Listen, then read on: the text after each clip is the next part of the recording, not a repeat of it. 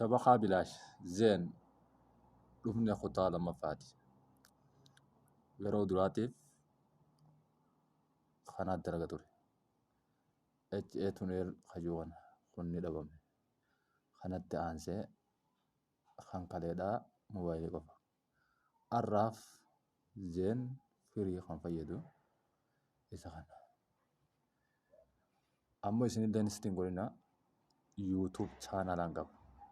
Hogguu bakka kana dhuftan faa'ila kanarratti asirra gadhawaa xiqqishoo daawwadha yookaan subscribe hajaan tuqa. Assalaamu alaikum warahmatullahi wabarakatuh. Ashama harka fuunee obboleeyyantii. Seetiingii isa kanaa seennee waliin haa ilaallu. Kana gabbuufachuu ni beektan. Innis kana lamaan keessa isa kana gabbuufattan BDPPN kajuu kana ana mu gabbuusee waan hin jiru open jenseena. Seetiingiin isaa kana yeroo duraatiif inni dhaamsee isin agarsiisu.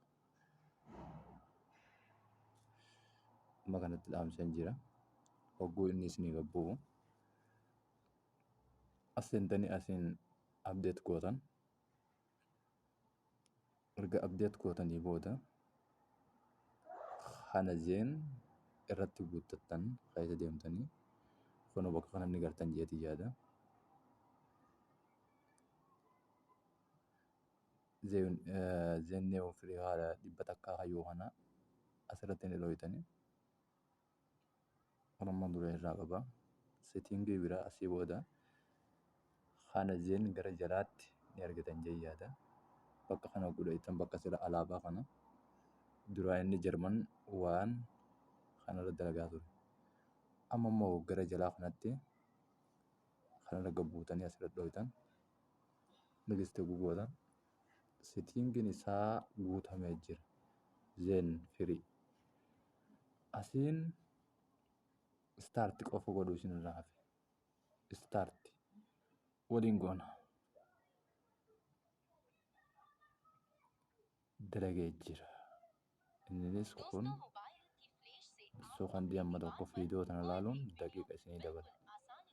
Kana warreen appilikeeshinoota akkanaa kanatti fayyadamtan ni beektan jedhii yaada. Waan isirraa keessu tokko miti. Sookandii muraasa kan leeyyitan. An amma irraa haa deebi'u isin garsiisuu waan hin jechuu jecha inni nu dhumee jira. Akkana an amma sa'aatii 8 hamma nan qaba. Daqiiqaa hogguutti dabalchuu feetan akkuma kaaneeti. Asumarra dhooytanii daqiiqaa dabalachuu ni dandeessan. Waan isin rakkisuu miti. Seennee yoo itti waan isin itti amantan keessaa yuutuubiin ni dalagamu hin dalaga hoyyuu waliin haa laallu. Yuutuubiirra ni dhooyna. Viidiyoo searchii goonee irratti haa laallu. Amma namni kun liivii jira. Liivuma tana dhooyna laalla. Akka dalagaa jiru dhageessanii jechuudha. Kanaafuu itti fayyadamaa. Warreen arge immoo warreen arginiin gayaa chaanaalee kana xiqqaadha. Guddisuudhaaf subscribe godhuu hin dagatinaa. Wassalaamu alaikum warahmatullahi wabarakatuh.